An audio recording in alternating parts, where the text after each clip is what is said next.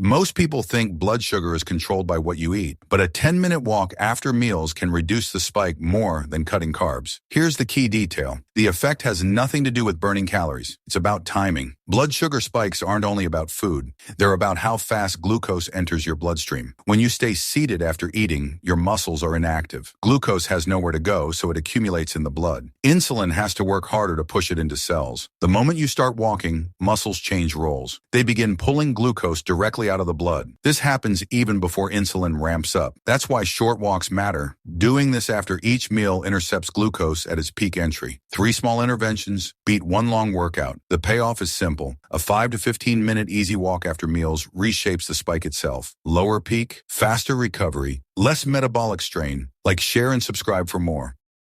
Feel sleepy after eating, even though food is supposed to give you energy. It's not because you're lazy. Your body is just doing its job. Here's the twist. When you eat, your body doesn't care about focus. It cares about digestion. First, after a meal, especially rice, bread, or sweets, your blood sugar goes up fast. Your body releases insulin to handle it. That process makes your brain a little slower for a while. Second, your body sends more blood to your stomach to digest food. That means less blood goes to your brain, and when the brain gets less fuel, you feel sleepy. Third, that same process increases a calming chemical in the brain. It helps you relax, but relax too much and you want to nap. So feeling sleepy after eating is normal. It's biology, not weakness. Want to stay awake? Eat less sugary carbs and walk for 5 to 10 minutes after meals. That wakes the brain back up. If this made sense to you, comment, like, share, and subscribe for more video like this.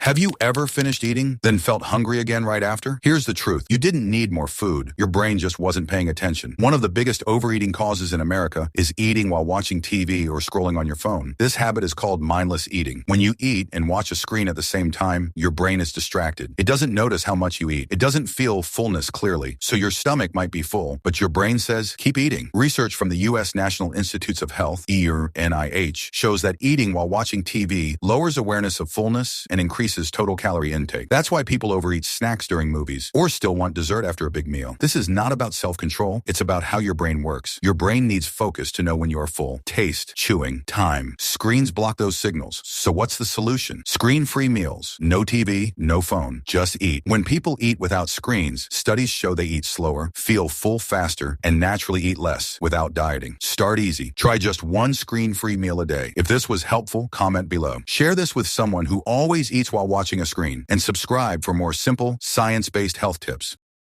There's a reason some foods keep you full for hours and others make you hungry again in 30 minutes. Most people think weight loss means eating smaller portions, but science shows something different. If you want fiber for weight loss, the real hack is feeling full naturally without forcing yourself to eat less. Fiber is a type of carbohydrate found in fruits, vegetables, and whole grains, but here's the key difference. Your body doesn't digest fiber quickly. According to Harvard T.H. Chan School of Public Health, fiber slows down digestion and helps control appetite. That means food stays longer in your stomach, sending a "I'm full" signal to your brain. This directly improves appetite control. When digestion slows, blood sugar stays stable, hunger hormones drop, cravings show up less often. That's why fiber for weight loss works without extreme dieting. Let's make this real. Imagine eating white bread versus whole grain bread. White bread digests fast, hunger comes back quickly. Whole grains digest slowly, feed your gut health, and keep you full longer. Same calories, very different results. So what's the simple fiber boost hack? You don't remove food, you add fiber first. Before thinking about cutting calories, add fruit to breakfast, add vegetables to every main meal, swap refined carbs for whole grains. This changes how your body reacts to food. You're not relying on willpower, you're using biology. That's why people who eat more fiber naturally eat fewer calories over time, without trying. If this made sense, comment your favorite high fiber food, and share this with someone who's always hungry but does fiber daily, but your gut still isn't healthy? Here's why. Eating fiber alone doesn't guarantee gut health, because only prebiotic fiber feeds beneficial gut bacteria, allowing them to support digestion, energy balance, blood sugar control, and even mood through the gut-brain connection. And the solution is surprisingly simple. Include foods like oats, beans, onions, garlic, bananas, or cooled starches at each meal. So ask yourself, is your diet actually feeding your microbiome or just keeping you full?